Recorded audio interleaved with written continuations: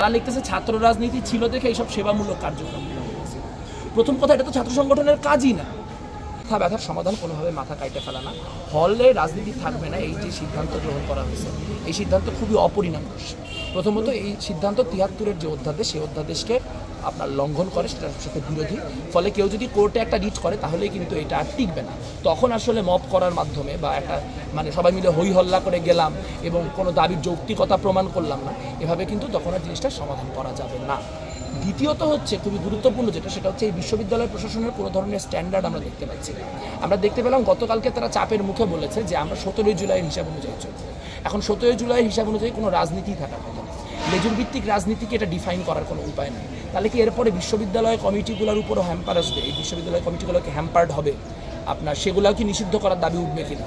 যদি কালকে ৬০০ মানুষ নিয়ে ক্যাম্পাসে, গোটা ক্যাম্পাসে ছাত্র রাজনীতি নিষিদ্ধের কথা ওঠে তাহলে কি হবে? আর আমার ছাত্র সংগঠনের সংগঠক হওয়ার সূত্রে আমি একটা জিনিস বুঝতে চাই, সেটা হচ্ছে মনে করেন আমার একটা বিশ্ববিদ্যালয় কমিটি আছে, ধরেন নিজের উদাহরণ, আমাদের একটা বিশ্ববিদ্যালয় কমিটি আছে। এই বিশ্ববিদ্যালয় কমিটির আন্ডারে আমাদের ৩টা থানা কমিটি আছে। একটা থানা কমিটি হচ্ছে সামাজিক বিজ্ঞান অনুষদ, একটা থানা কমিটি হচ্ছে চারুকলা অনুষদ, আর একটা কমিটি হচ্ছে জগন্নাথ অনুষদ। আমরা সামনের দিনে নিশ্চয়ই আমাদেরও চেষ্টা থাকবে যে সামনের দিনে আমরা হলে বিভিন্ন জায়গায় কমিটি দিতে চাই। এখন এই রাজনীতি যদি নিষিদ্ধ হয়ে যায় তাহলে যেটা হবে যে আমার কমিটিগুলো প্রকাশ্য না দিয়ে গুপ্ত রাখতে হবে। এটা ছাড়া তো কোনো ফাংশনাল ডিফারেন্স হচ্ছে না। তারা বলছে গুপ্ত রাজনীতি নিষিদ্ধ করবে। গুপ্ত রাজনীতি আপনি কেমনে নিষিদ্ধ করবেন? গুপ্ত রাজনীতির বৈশিষ্ট্যই তো এই যে তা প্রকাশিত হবে। তারপর তারা বলছেন কারোকে যদি হলের রাজনীতির সাথে যুক্ত পাওয়া যায় তাকে বিরুদ্ধে নাকি ব্যবস্থা নেবে। এখন ধরেন বিশ্ববিদ্যালয়ের তো কমিটি আছে, তো বিশ্ববিদ্যালয়ের যে কমিটি, ধরেন একজন মানুষ ছাত্রদল করে, তাহলে সে বিশ্ববিদ্যালয় ছাত্রদল করতেছে না হলে ছাত্রদল করতেছে, এটা আপনি নিরূপণ করবেন। এ থেকে বোঝা যায় যে যারা দাবিগুলো করছেন তারাও পূর্বাপর কিছু চিন্তা করেন নাই, যারা দাবিগুলো মানছেন তারাও পূর্বাপর কিছু চিন্তা করেন নাই, এবং এইটা সারা দেশের কাছে আমাদের হাস্যাস্পদ। বিশ্ববিদ্যালয়ের এই সিদ্ধান্ত কিভাবে দেখছেন আপনারা? বলেন ভাইয়া, একটু বলি যে আমরা দেখেছি গতকালকে আচ্ছা বিশ্ববিদ্যালয়ের সিদ্ধান্ত আমরা কিভাবে দেখি সেটা এতক্ষণ আপনাদের ব্যাখ্যা করলাম, যেটা খুবই অপরিণামদর্শী। যারা দিছে এবং যারা নিছে, যারা দাবি করছে এবং যারা দাবি গ্রহণ করছে, তারা কেউই কোনো কিছু অগ্রপশ্চাৎ চিন্তা করে না। ছোট একটা প্রশ্ন, যে আমরা গতকালকে দেখেছি যে ছাত্রদল কমিটির প্রতিক্রিয়ায় অনেক সূর্য সেন হল থেকে পানির ফিল্টার, তাদের শিবিরের এবং ছাত্রদলের দেওয়া পানির ফিল্টারগুলো ফেলে দিয়েছে, এই বিষয়টা আসলে কীভাবে দেখছেন? এই পুরো ব্যাপারটাই খুব এত দুঃখজনক হচ্ছে এই জন্য যে যারা ছাত্র রাজনীতির পক্ষে লিখতেছে, আমি দেখলাম অনলাইনে, তারা লিখতেছে ছাত্র রাজনীতি ছিল দেখে এইসব সেবামূলক কার্যক্রমগুলো হয়েছে।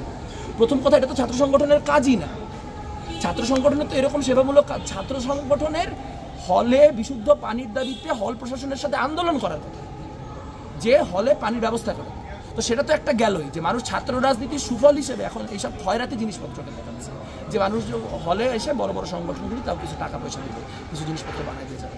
আর ফিল্টার ভাঙাভাঙি এগুলো তো ওই যে আমাদের একটা মব কালচার তৈরি হয়ে গেছে। আমাদের এখানে ক্লিয়ারলি অর্থহীন ভায়োলেন্সের একটা কাজ শুরু হয়েছে, যে অকারণ যে ভায়োলেন্সের কোনো মানে নেই, একটা রিসোর্স তুমি যদি ইউজ না করো অন্য জায়গায় দিয়ে দাও, কিন্তু সেটা কেন্দ্র করে আসলে ভাঙচুর এগুলা কোনো অর্থ বহন করতেছে না।